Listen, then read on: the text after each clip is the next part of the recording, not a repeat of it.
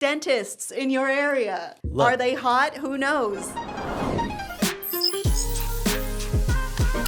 Hello and welcome to Outside the Fox, where we explore what's happening online and why it matters. I'm Kim Horcher. My name's Ajay Patel, and today we are talking about ad blockers and cookies. Yes. Do you know what kind of cookies I'm talking about? I have a recipe and I have a definition, which... Those are the more pleasant cookies. But today, we're talking about all the pop-ups you get online. Oh, do you want to accept all cookies, accept all necessary cookies? Those kinds of cookies. When you are looking at a purple shirt, you go to another website and suddenly there's ads for that purple shirt everywhere. And you're like, how did they know? Cookies. We've been seeing it kind of more and more, too, of these little pop-ups. And they try to play kind of tricks on you, where they'll kind of change the verbiage, change the color of the accept button. And I don't really know how to kind of navigate that. Do you mean when you go to a website and in certain regions like California, where we are, a pop-up will appear that says, hey, we're going to use cookies and this is how we're going to use them. Is that okay? Click yes or no. But it's almost never that simple. Yeah. A lot of the time they are very obtuse and confusing, and the easiest thing to do is just click accept. But then you have voluntarily given your agreement for them to follow you. And if you're like me and you hate that, it's a problem. Before, when I didn't get these pop-ups, I didn't really think about it, right? I never thought about, oh, they're collecting all this information on me. They're going to use it to do this. They're going to use this to kind of send it to other people so then they can also send me stuff. But now that I get this pop-up, I know it started with like a couple, but now with a lot more regulations in place, I've been getting it all the time. So now I've been kind of more conditioned to say, you know what? No, I don't want to give any more information to this website or this website. What do you normally select when you come to these websites? It really depends what my mindset is. Okay. So if I'm in a hurry, I don't know. Normal mode is I'm going to say no. Yeah. I've been doing the new accept necessary cookies option. But what does that even mean? What are the necessary things that a website wants to collect about me? I think that's up to them to define that. But there are different kinds of cookies. Okay. Personal story. Okay. I was looking up Taco Bell for reasons. I was hungry. And then I got served this advertisement for a bicycle bell with a picture of a taco on it. A Taco Bell. Just because you typed in. Yeah. Oh my gosh. So probably some websites are getting better at this, especially with how many websites that are collecting this. If you get on TikTok, if you get on Instagram, if you get on any other retailer site, they're all probably talking to each other somehow. There's two sides. I mean, there is from the personal point of view of I don't like being followed and tracked. I'm going to use an ad blocker or two if I want. Before the show, you actually mentioned to me that you use an ad blocker, right? Yeah, I use Ghostery. That is a free extension that helps block obtrusive ads and to not leave any of my digital information behind. That would probably be a little bit more helpful to me. I've been kind of just letting it flow and seeing, advertisements on any single social media platform I'm on. I think also when I, put my phone number in to make a transaction, they're collecting that and probably sending it to, when you get all these spam calls. You getting about, some weird texts? Are you selling your house? Are you selling your, do you need a job? Like it's been nonstop, right? Like it's not just retail.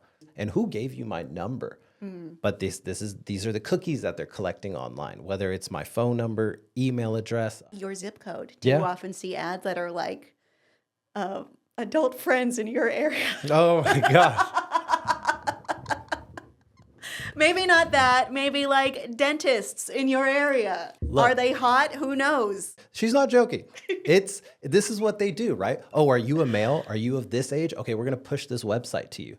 This probably happens for everyone where they know like, oh, okay, I have a demographic here. I've identified what this person's gender is, what this person's age is, what area they live in. Well, it certainly helps personalize ads on the marketer side. It kind of tracks the user across different websites and marks performance for how well the ads are doing. This is how they kind of advertise. This is how they send out those emails to someone that's bought a purple shirt before. We're going to stick with this purple shirt for the rest of the episode. I hope you know this. Yes. But sure. On the website, it's the backbone for a lot of these companies where, they want to collect your cookies, not for malicious intent, but to more so push that product more and more. And when you do purchase that product, now I know what to kind of sell you similarly.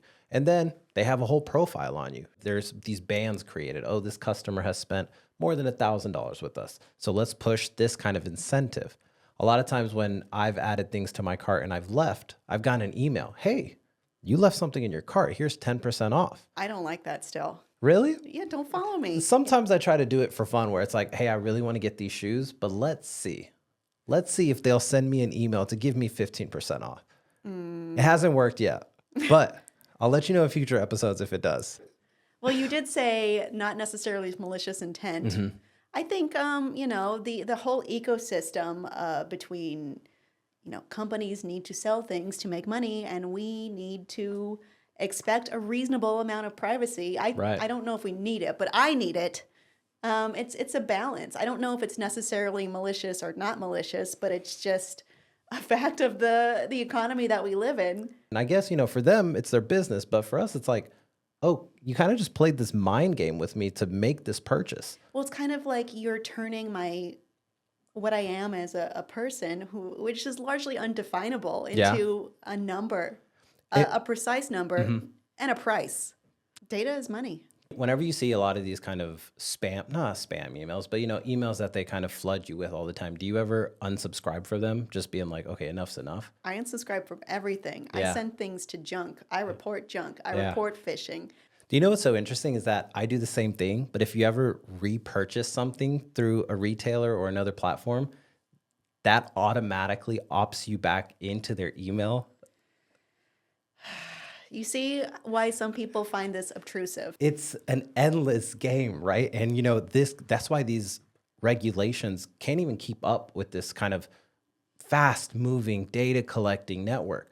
It's beautiful that technology can move so quickly, but sometimes it is a little bit treacherous, and you do have to fend for yourself often, where you would have to root out reputable information, where you would have to tell the website, I want to opt out. Yeah.